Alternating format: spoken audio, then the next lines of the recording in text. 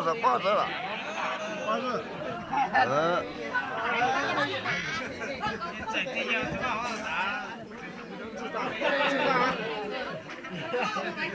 一口气知道，这样了，这好看。大兵，累。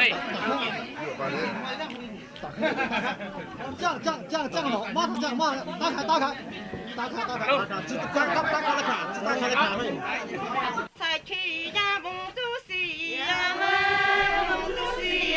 What follows next is a song congratulating the couple performed by the women of the bride's family and the local villagers.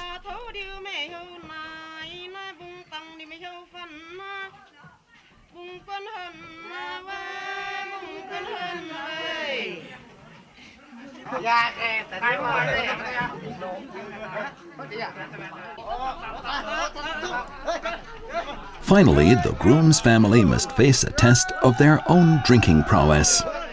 Bowls filled with alcohol are placed on a table beside the door. Each person must drink a bowlful each time they take something away. In order to make the journey as few times as possible and drink as little alcohol as possible, they try to carry as much away as they can on each trip. Eventually, though, whether because of the weight of the packages or the amount of alcohol they've drunk, they can't help staggering just a little.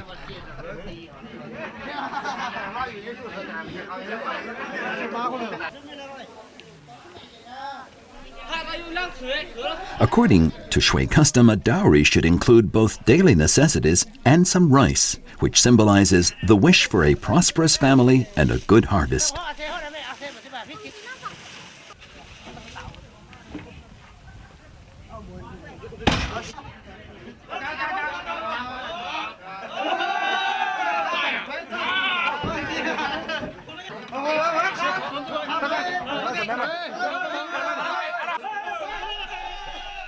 Aha! One young man can't drink anymore, so he grabs a package and tries to force his way out. But he's caught and has to drink an additional bowl as punishment. He seems very happy, despite being so unlucky.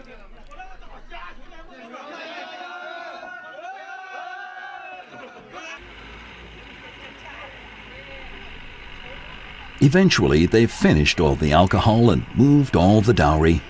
They fall asleep on the way back home. In a few days' time, the wedding ceremony will be held at the groom's home on a day selected by the Shui masters.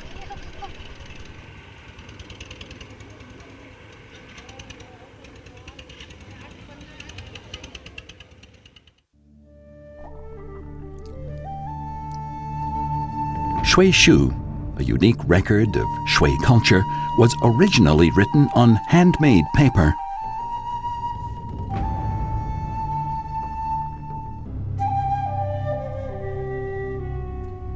But Shui is not only found in books. The characters also appear on traditional clothing and tools, including some very rare buffalo horns. 这好好为人，这个字是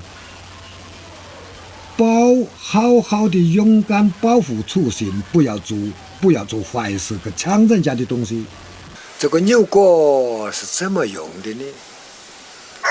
以前我们老祖来到这个地方，是森林多、猛兽多，所以一般出工的时候，只要集体去做工。集体去做工的话呢，就吹，所以大家晓得，大家共同去做工。晚上吹的话呢，共同收工，不会留了一个人在外面使野兽吃到起伤害。这个是一个吹法。第二一个吹法，公的要是有人来抢。有歹徒来抢，集团抢，就吹公的，所有的男青年都集拢起来去对付敌人。再一方面，母的又有一种吹法，嫁姑娘那个寨子就吹母的，男的结亲就吹公的，但吹多少声是这个意思。在国民党是时用多了，在90回国民党清朝之后。这个牛角是相当值钱的，比金子还要值钱。解放来的这个一文不值，天下太平，没用它了。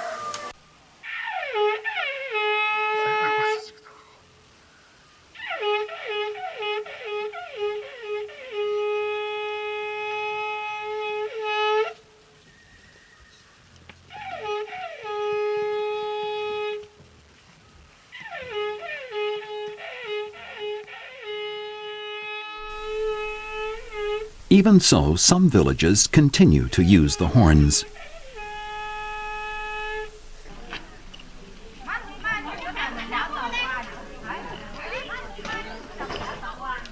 The sound of the horns still informs the villagers that they should drive their oxen outside the village to graze. There, herders will watch over them to make sure they don't damage the crops. This is an example of the collective spirit advocated by the Shui texts.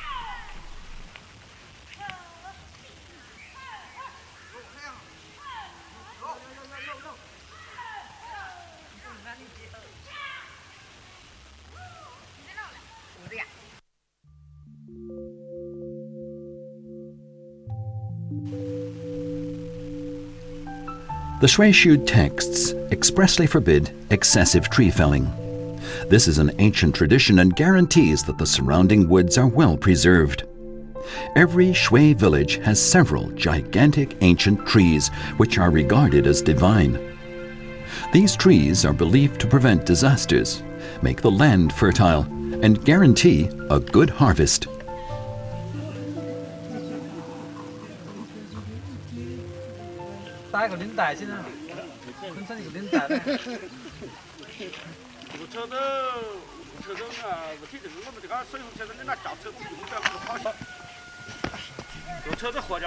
Annual ceremonies are held to honor these divine trees.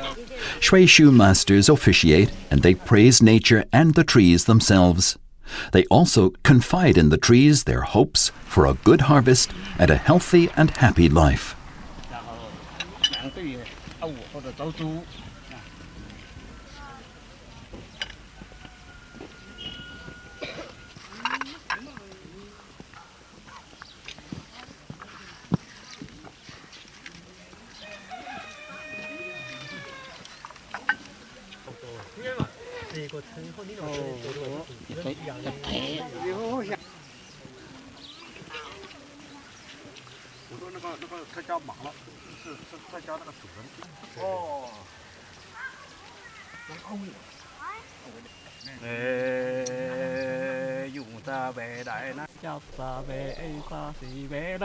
The Shui masters are much admired and highly respected in the community. Where there are Shui people, there are Shui masters. They're a bridge between the common people and Shui. But how do the Shui masters acquire their knowledge?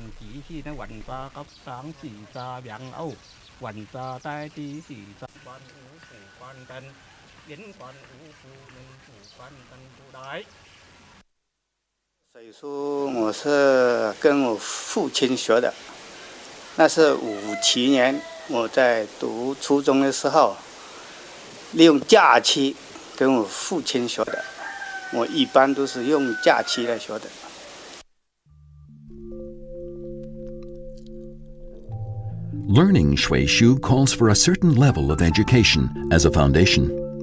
That was why Meng Xineng didn't begin to study it until he was at middle school. There are three ways by which Shui is passed on. The main method is inheritance within the family. The father teaches his son.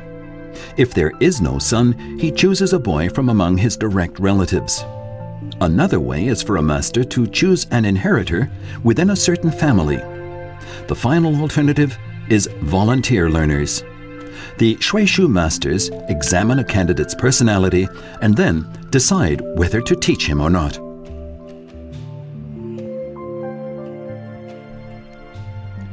To date, more than 1,400 Shui characters have been identified. Due to its complex grammar, the language is not easy to master. To be a qualified Shui master is highly demanding. A candidate, who must already be someone deemed honorable, has to work very hard.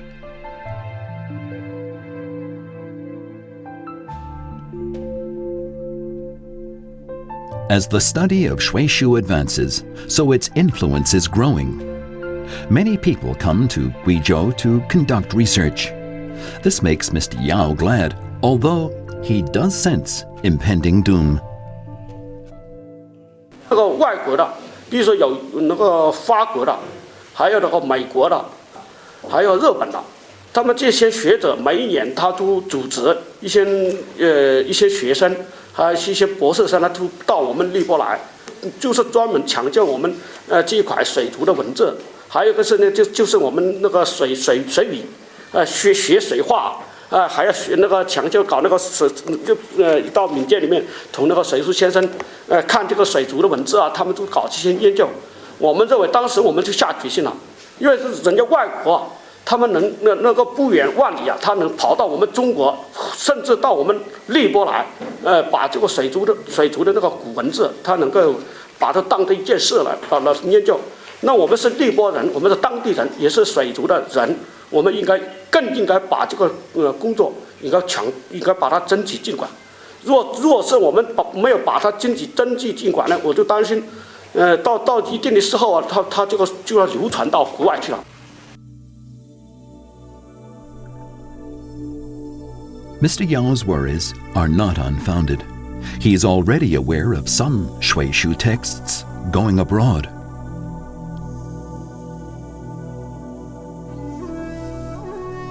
In 2003, a conference was organized by the Libo County Party Committee that listed the protection of Shui as a key project.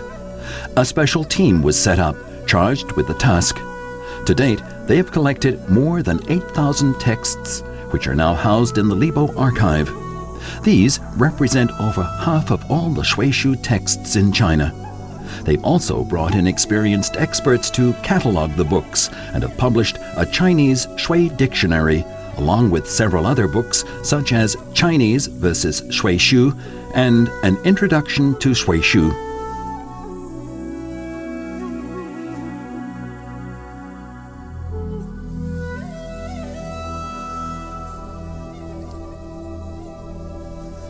Thus, the ancient language of the Shui people has survived and is set to flourish in the future. Shui is today, as in the past, like a river flowing beside the Shui people, carrying their ancient culture forward.